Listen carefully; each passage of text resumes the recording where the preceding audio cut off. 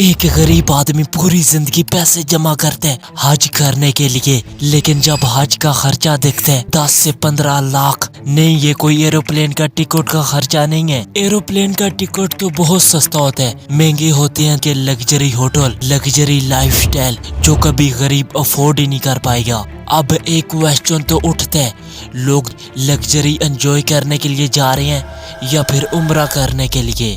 ایک غریب آدمی عمرہ صرف خدا کے لیے کرتا ہے، اس کو نہ سافٹ بستر چاہیے ہوتا ہے، نہ مہنگی تھالی، نہ چمکتی ہوئی بلڈنگوں میں سونا۔ اب سوال تو یہ اٹھتا ہے، ان کو جان بوجھ کر اتنی مہنگی عمارتوں میں کیوں گھسایا جاتا ہے؟ ایک سستا کمرہ ان کو کیوں نہیں دیا جاتا تاکہ عمرہ ہر کوئی افورڈ کر پائے؟ جبکہ ایروپلین کی ٹکٹ اتنی مہنگی نہیں ہوتی تو جان بوجھ کر پورے پیکج کو اتنا مہنگا کیوں بنایا جاتا ہے کہ کوئی غریب اس کو افورڈ نہ کر پائے؟ کیا عمرہ آج بھی عبادت ہے یا سفید کپڑوں میں چھپا ہوا ایک دھندا جہاں پر صرف غریب پھنستا ہے؟ تقریباً ہر سال 12 بلین ڈالر عمرہ اور حج کے نام کے اوپر کمائے جاتے ہیں۔ یہ کہاں سے پیسہ آتا ہے؟ یہ پورے ملک کی اکنومی کا 7% یہیں سے نکلتا ہے۔ یہ پیسہ کوئی آئل سے نہیں آتا، یہ پیسہ کوئی فیکٹریوں سے نہیں آتا، یہ پیسہ صرف عبادت کے سفر سے آتا ہے۔ اب ذرا سوچو، اگر عمرہ صرف خدمت ہوتی، غریب کی دعا لی جاتی، تو اتنا پیسہ آ کہاں سے رہا ہے؟ ٹکٹ ایروپلین کی مہنگی نہیں ہوتی بلکہ مہنگا بنایا جا رہا ہے۔ ایک غریب انسان کو نارمل کمرے میں بھی رکھ سکتے ہیں، لیکن وہ ایسا کرتے نہیں ہیں، کوئی آپشن نہیں ہے لگژری کے علاوہ۔ اگر عمرہ کرنا ہے تو لگژری کو انجوائے کرنا ہی پڑے گا، اور کوئی پیکج ہی نہیں ہے۔ 10 سے 12 لاکھ روپیہ کہاں سے غریب لائے اور کہاں سے عمرہ کرے؟ آج کے وقت عمرے کو صرف ایک بزنس ماڈل بنا دیا گیا ہے۔ ذرا سوچو، ایک ہی حکومت، ایک ہی زمین، ایک ہی پیسہ، یہاں پر رات بھر ڈیلیں چلتی ہیں، پیسوں کے نام پر باڈی بکتی ہے۔ پیسہ بولے تو پیسے کے نام پر سب کچھ یہاں پر حلال ہو جاتا ہے، لیکن جب بات مکہ مدینہ کی آئے اچانک رول زندہ ہو جاتے ہیں۔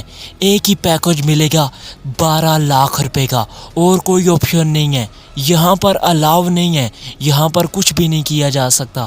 اچانک سے پولیس زندہ ہو جاتی ہے اور اللہ کے گھر میں لوگوں کو مارنے لگ جاتی ہے۔ سچ سیدھا سنو، بے حیائی کے لیے کوئی بھی سسٹم نہیں ہے، کوئی بھی پولیس نہیں ہے، لیکن جب مکہ مدینہ کی بات آئے سب کچھ وہاں پر کنٹرول۔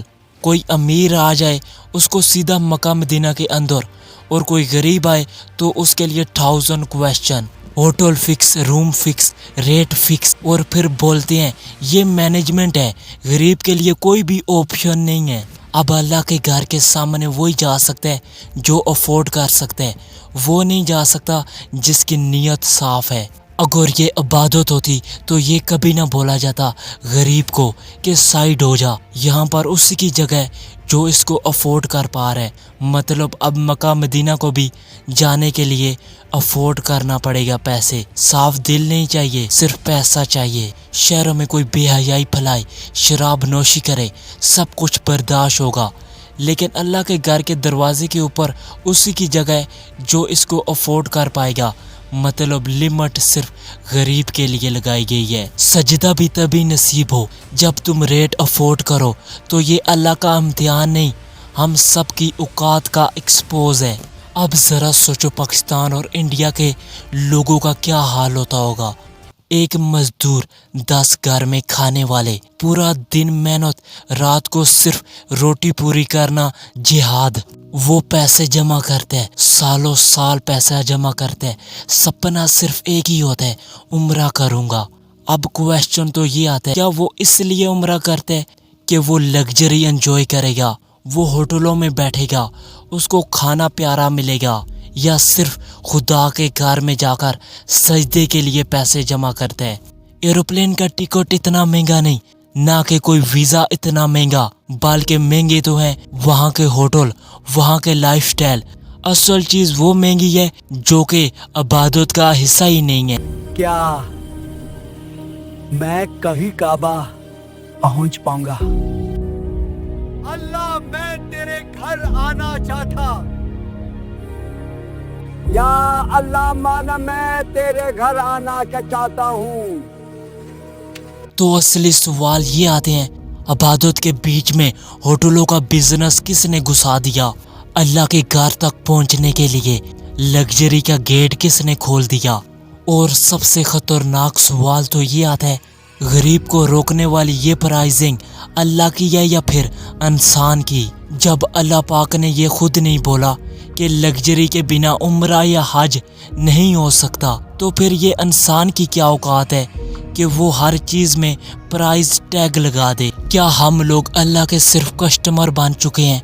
अगर हम कस्टमर बन चुके हैं तो गुनाह सिर्फ बेचने वाले का है या खामोशी से खरीदने वाले का भी? ओके, इन मुल्कों में पाकिस्तानी जाते हैं सिर्फ मजदूरी करने के लिए, इनके साथ क्या किया जाता है? इस वीडियो को ज़रूर चेकआउट करना, लिंक इन डिस्क्रिप्शन।